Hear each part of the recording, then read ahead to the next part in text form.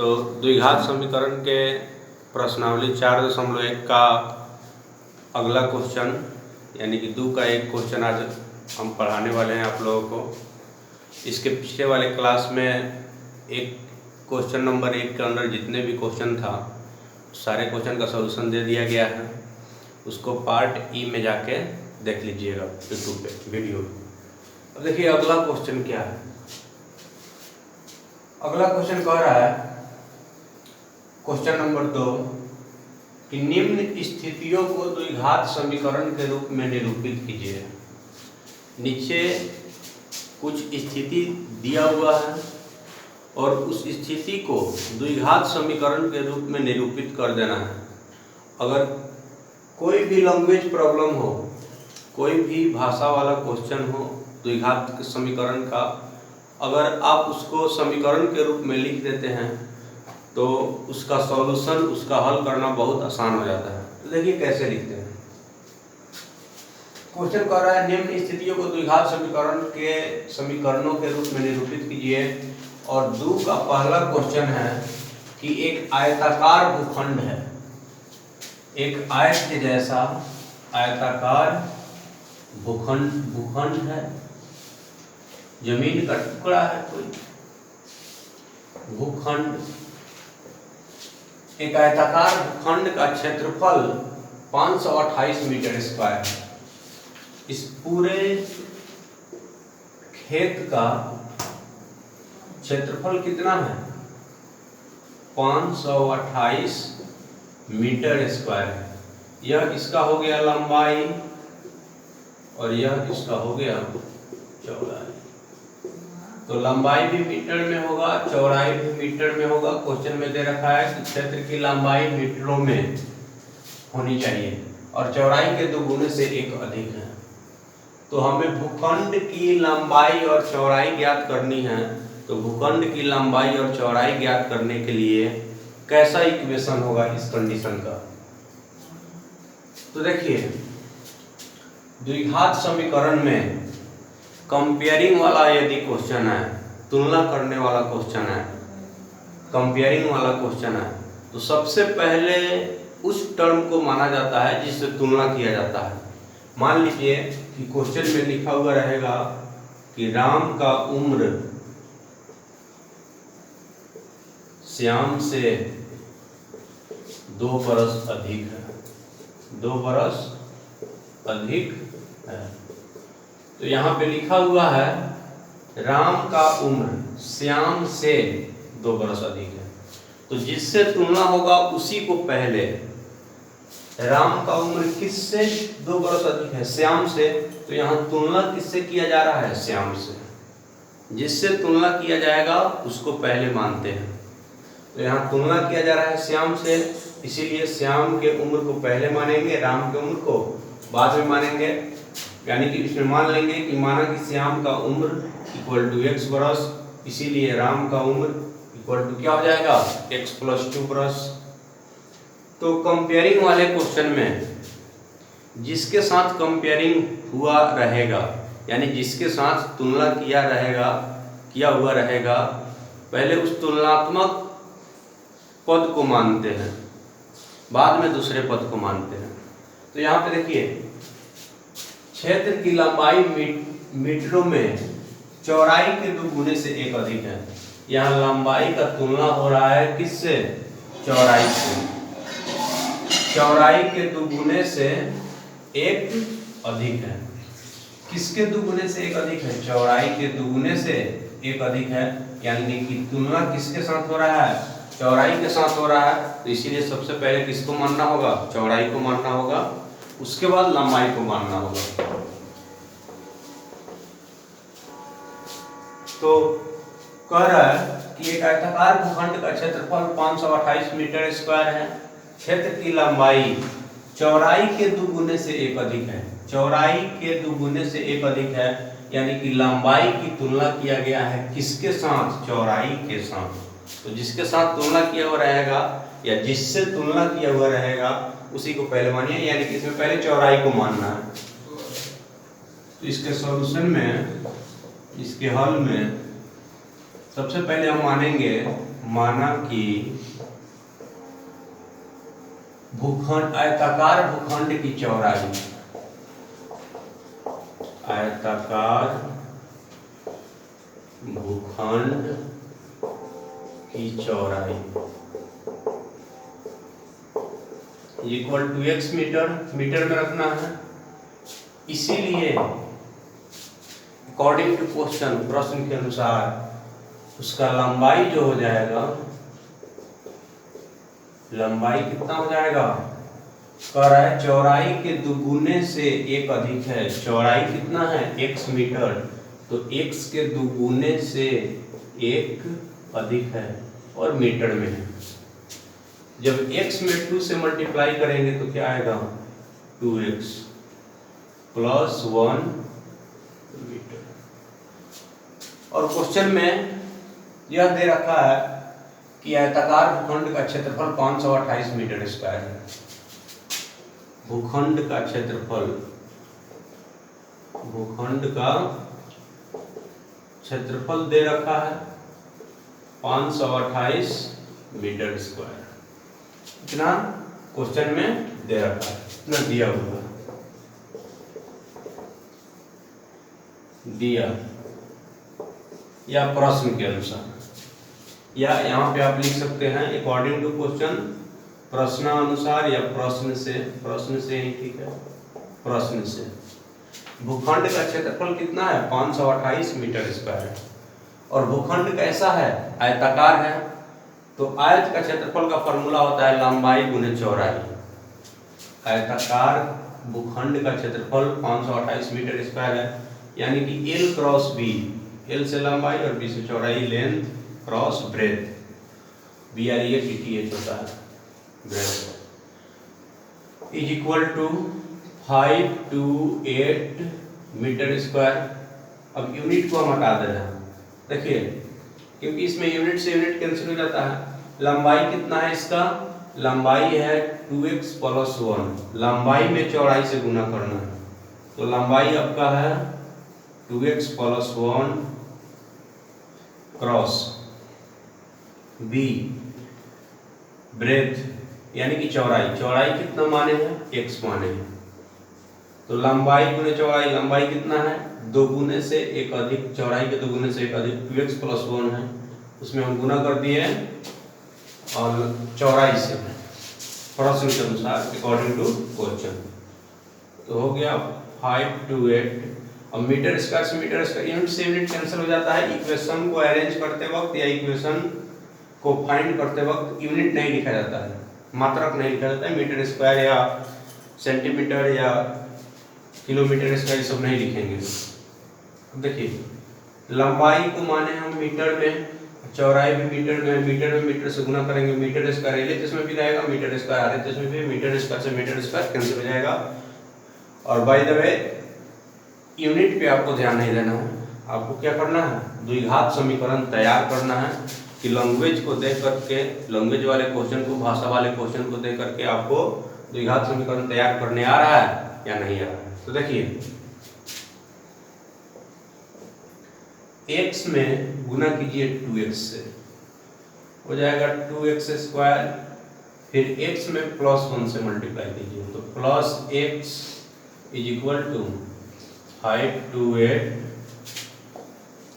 2x square plus x plus 528 इधर आएगा तो माइनस में 528 इक्वल टू 0। अब यह जो समीकरण है, यह समीकरण हो गया ax square plus bx plus c बराबर 0 के रूप का हो गया, यानी कि द्विघात समीकरण के रूप का यह आपका समीकरण हो गया। तो क्वेश्चन क्या कर रहा था, निम्न स्थितियों को द्विघात समीकरण के रूप में निरूपित कीजिए। जो स्थिति था उस स्थिति को द्विघात समीकरण के रूप में हम निरूपित कर दिए। यही क्या है आपका आंसर है, यही अभीष्ट द्विघात समीकरण, अभीष्ट द्विघात समीकरण।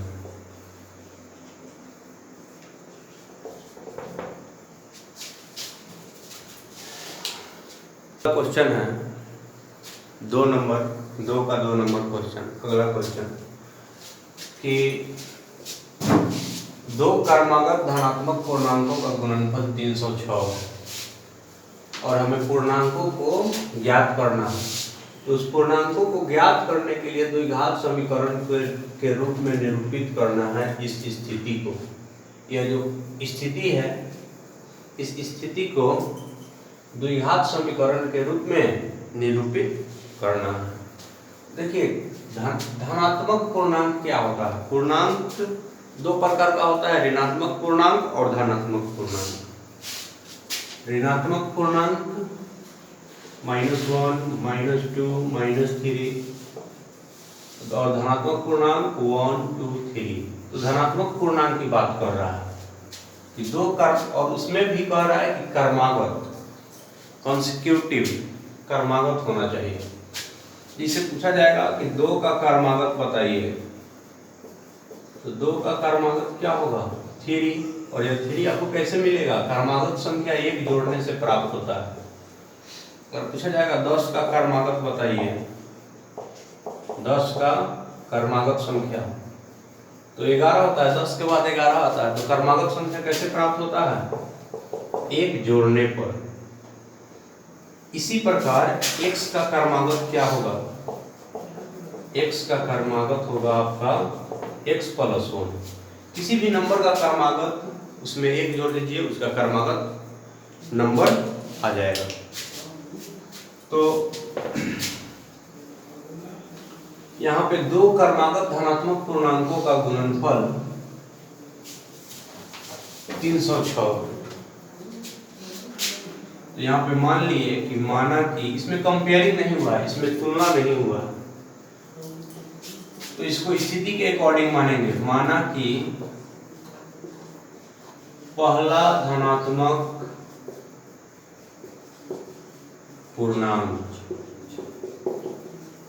= x। मान लिए कि उसमें से पहला धनात्मक पूर्णांक क्या है? x है।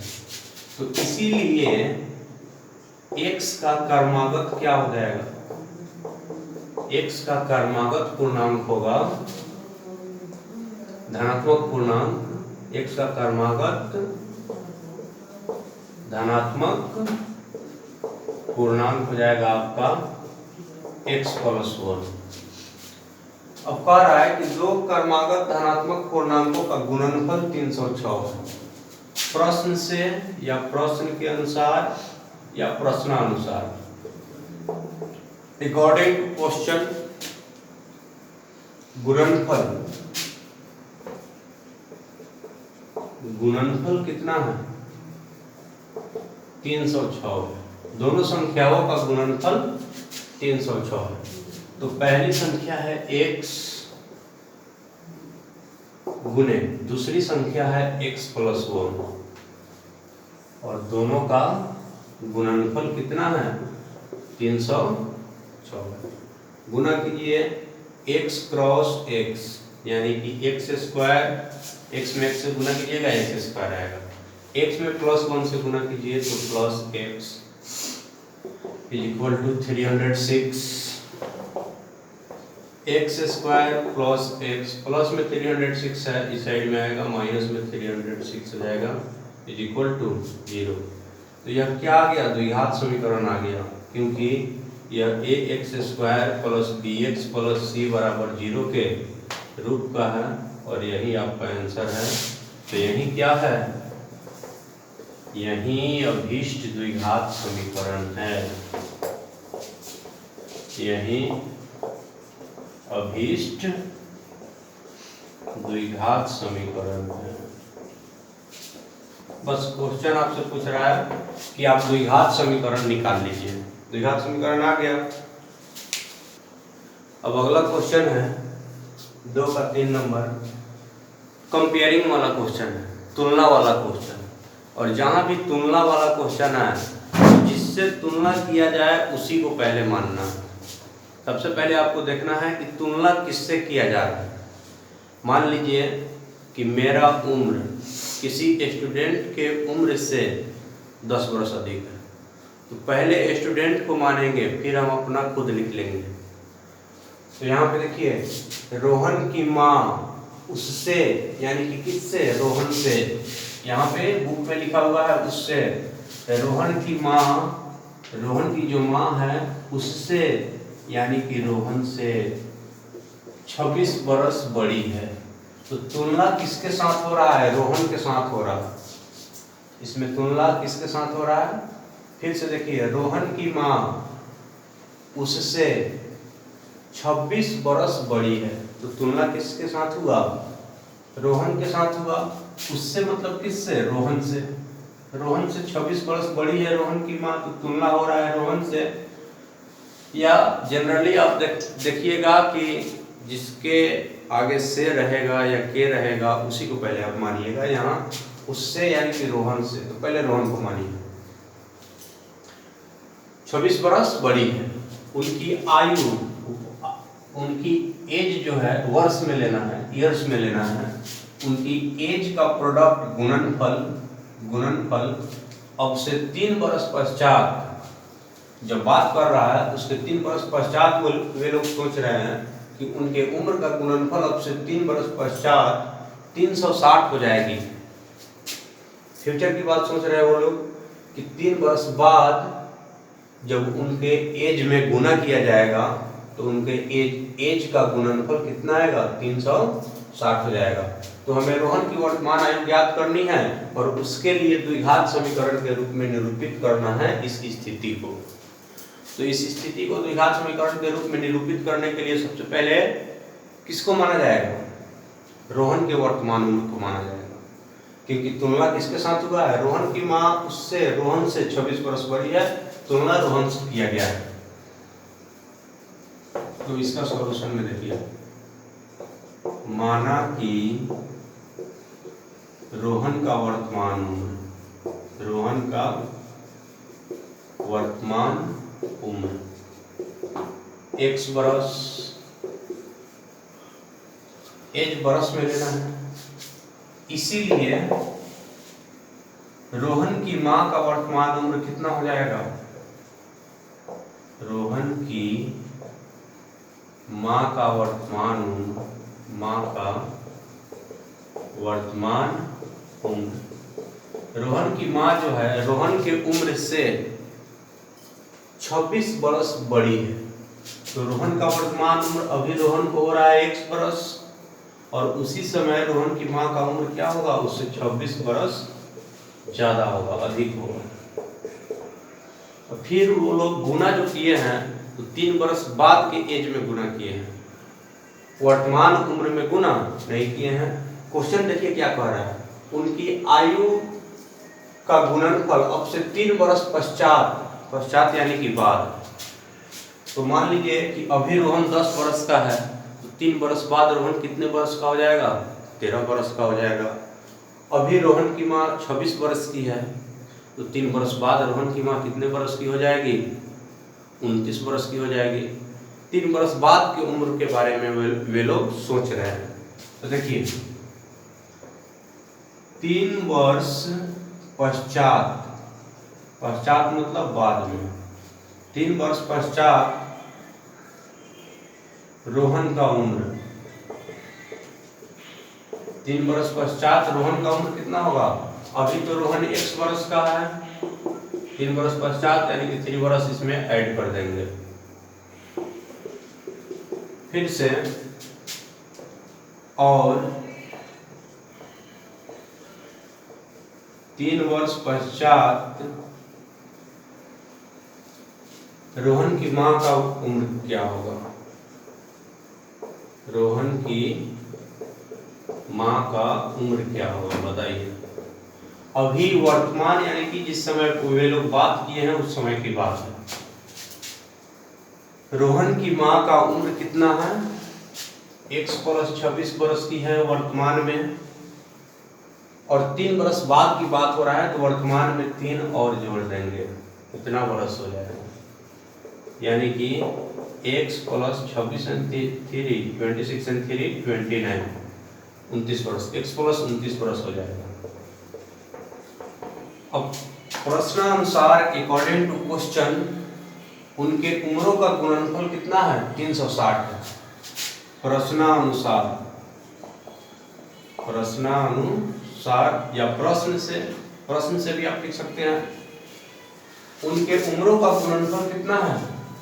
360 है। 3 वर्ष बाद की उम्रों का गुणनफल 360 है। तो 3 वर्ष बाद पश्चात के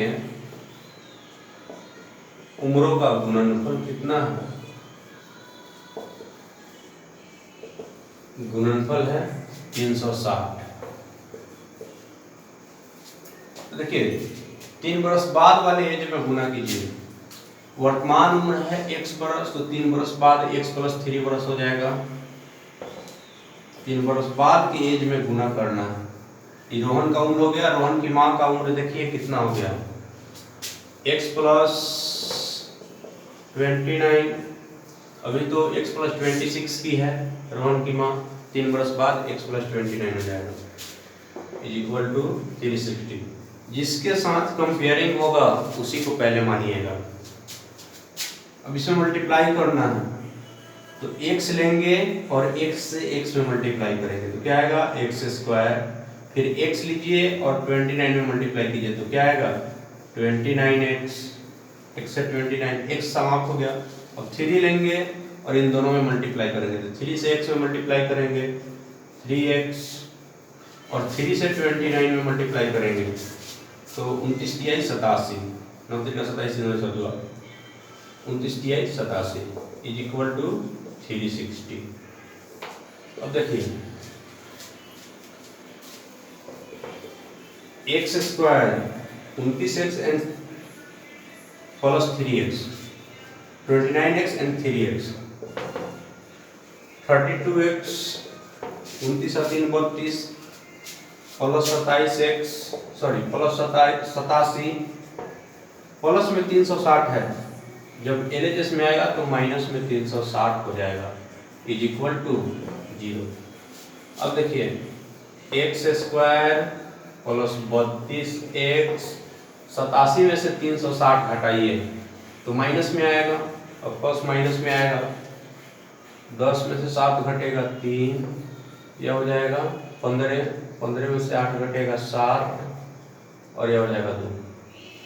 273 घटा के देख लीजिए, 360 घटाओ 87, 10 में से 7 घटेगा 3, 15 में से 8 घटेगा 7, 273। तो यह क्या है, द्विघात समीकरण है जो ax² + bx + c = 0 के रूप का है। तो यही क्या है, अभीष्ट द्विघात समीकरण। अभीष्ट द्विघात समीकरण।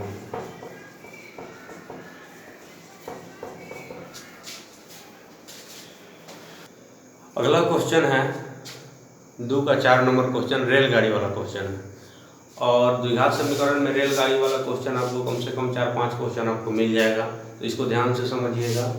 देखिए रेलगाड़ी वाला क्वेश्चन कैसा क्वेश्चन है। कह रहा है कि एक रेलगाड़ी 480 किलोमीटर की दूरी, एक रेलगाड़ी को कितना दूरी तय करना है, 480 किलोमीटर की दूरी तय करना है रेलगाड़ी को। 480 किलोमीटर की दूरी तय करना है, और वह दूरी एक समान चाल से तय करती है। उसका चाल कितना है यह नहीं दिया हुआ है, इस चाल को छुपा रहा है क्वेश्चन। यह कह रहा है दूरी दिया हुआ है 480 किलोमीटर, और उस दूरी को रेल जो है एक समान चाल से तय करती है, यानी कि स्पीड को ना बढ़ाती है ना घटाती है, एक समान चाल से तय करती है। यदि इसकी चाल, अब इसके बाद कंडीशन लगा दिया, पहले कुछ ना कुछ चाल से गया होगा। यदि इसकी चाल 8 किलोमीटर/घंटा कम होती, यदि इसकी चाल 8 किलोमीटर/घंटा कम होती, यानी कि पहले जिस स्पीड से गया है रेलगाड़ी यहाँ से यहाँ तक, यानी कि 480 किलोमीटर की दूरी, पहले जिस स्पीड से गया है उस स्पीड से अपना 8 घंटा स्पीड के 8 किलोमीटर/आवर स्पीड अगर कम कर दे तो उसको 3 घंटा अधिक समय लगेगा इसी दूरी को तय करने में। अब आप ही बताइए, अब किसी न किसी स्पीड से एक समान चाल से यहाँ बाइक राइड कर रहे हैं, बाइक चला रहे हैं, यहाँ से यहाँ आए हैं और एक समान चाल से आप गए हैं। आपको पता है कि आप किस चाल से गए हैं। अब बाद में जब आप अपने चाल को दूसरी बार इसी रास्ते पे जब आपको जाना है और आप अपने पहले वाले चाल से अगर चाल कम कर दीजिएगा तो पहले जो आपको समय लगा था उससे ज़्यादा समय आपको लगेगा। यानी कि चाल जब कम कर दिया जाएगा, आप कहीं भी जा रहे हैं, किसी भी दूरी पे जा रहे हैं, तो अगर चाल कम करके जाते हैं तो ज़्यादा समय लगेगा, चाल अधिक करके जाते हैं तो कम समय लगेगा। तो कह रहा है कि यदि इसकी चाल 8 किलोमीटर प्रति घंटा कम कर दी जाए, पहले जो गया है वो किसी न किसी चाल से, किसी स्पेशल चाल से गया होगा, उस चाल में से अगर 8 किलोमीटर प्रति घंटा उसकी चाल अगर कम कर दिया जाए तो इसी दूरी को तय करने में पहले जो समय लिया होगा उस समय से, उस टाइम से 3 घंटा अधिक समय लग जाएगा इस रेलगाड़ी को। तो हमें रेलगाड़ी की चाल ज्ञात करनी है। इसमें तो कंपेयरिंग नहीं हुआ है, इसमें तुलना हुआ ही नहीं है। तो जब तुलना नहीं हुआ है तो लास्ट में, क्वेश्चन के लास्ट में देखिएगा जो लिखा हुआ रहेगा उसी को मानिएगा। पूछ रहा है हमें रेलगाड़ी की चाल ज्ञात करनी है, तो क्या मानेंगे? माना कि रेलगाड़ी की चाल इक्वल टू x किलोमीटर प्रति घंटा, क्योंकि यूनिट भी दिया हुआ है किलोमीटर प्रति घंटा में। तो देखिए इसमें सबसे पहले हम मानेंगे कि माना कि रेलगाड़ी की चाल क्या थी, वो कह रहा है ना क्वेश्चन कि एक समान चाल से तय करती है 480 किलोमीटर, तो वह किस चाल से तय की है उसी को हम मान रहे हैं। तो माना, या लास्ट में देख लीजिए क्या पूछ रहा है, रेलगाड़ी की चाल ज्ञात करने के लिए कह रहा है, तो रेलगाड़ी की चाल मानिएगा तभी तो रेलगाड़ी का चाल नीचे आएगा। इसको ध्यान से समझिएगा, थोड़ा कॉम्प्लेक्स है। माना कि रेलगाड़ी का चाल x kilometre per hour, x kilometre per hour, x kilometre प्रति घंटा हम चाल मान लिए रेलगाड़ी की चाल। और दूरी कितना तय करना है? दूरी इसको तय करना है 480 किलोमीटर। तो जब x के स्पीड से जाएगा तो भी 480 किलोमीटर की दूरी तय करेगा। और एक कंडीशन और है इसमें कि बाद में अपने चाल को 8 किलोमीटर प्रति घंटा कम कर ले रहा है, और बाद में जब ये अपना चाल घटा देगा, 8 किलोमीटर प्रति घंटा कम कर देगा, तो भी इसको इतना ही दूरी तय करना है, 480 किलोमीटर की दूरी तय करना है। तो देखिए इसमें दो केस उत्पन्न हो रहा है, प्रथम स्थिति और दूसरी स्थिति। कह रहा है यदि इसकी चाल 8 किलोमीटर प्रति घंटा कम होती तो 8 किलोमीटर प्रति घंटा कम चाल क्या होगा? पहले तो इसका x का स्पीड था, पहले x के स्पीड से 480 किलोमीटर की दूरी तय किया है, और बाद में अपने चाल को कम कर लिया है x माइनस 8 किलोमीटर प्रति घंटा कम कर लिया है। यानी कि पहले x है और 8 कम कर लिए तो 8 हटा लेंगे, तो अब हो जाएगा उसका कम करने पर सेकंड बार जो रेलगाड़ी चला रहा है तो वह किस स्पीड से चला रहा है? x माइनस 8 किलोमीटर प्रति घंटा की स्पीड से रेलगाड़ी चला रहा है। तो प्रथम स्थिति में देखिए,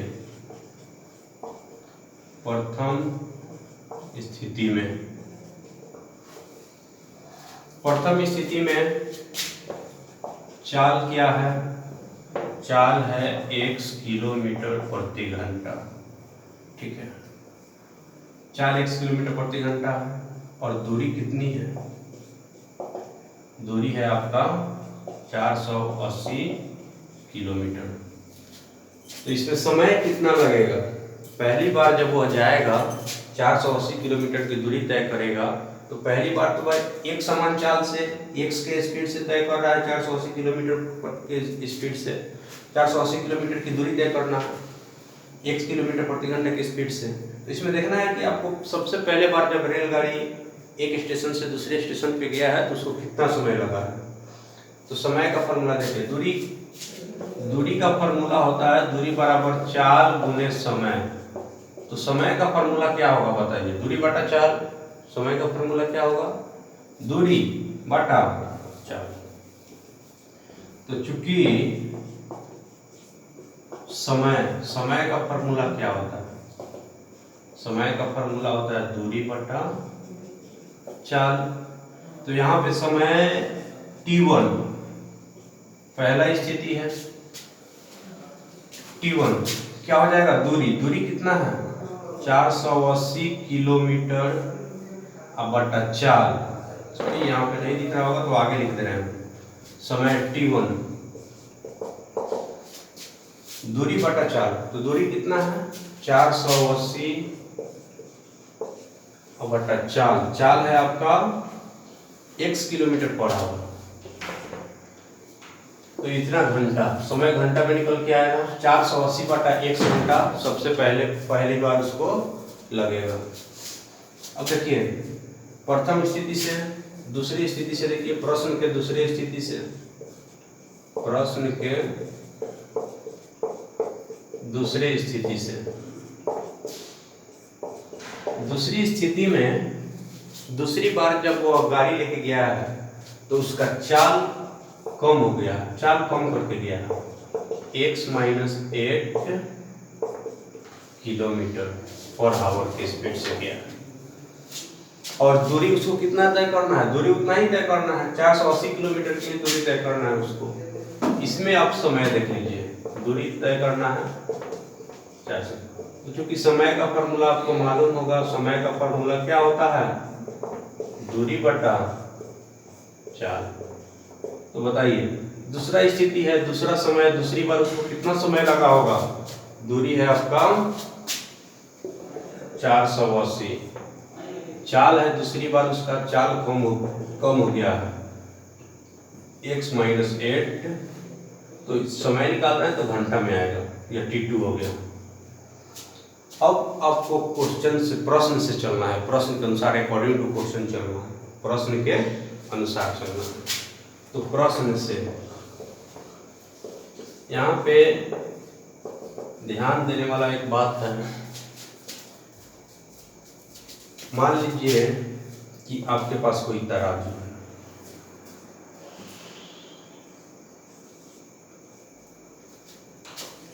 और उस तराजू के पलड़े को इक्वल करना है। अगर जोड़ना होगा उस तराजू के पलड़े को इक्वल करना है, यह ज्यादा है और यह कम है। तो अगर जोड़ना होगा यानी कि ऊपर से कोई दूसरा वजन रखना होगा तो कम वाला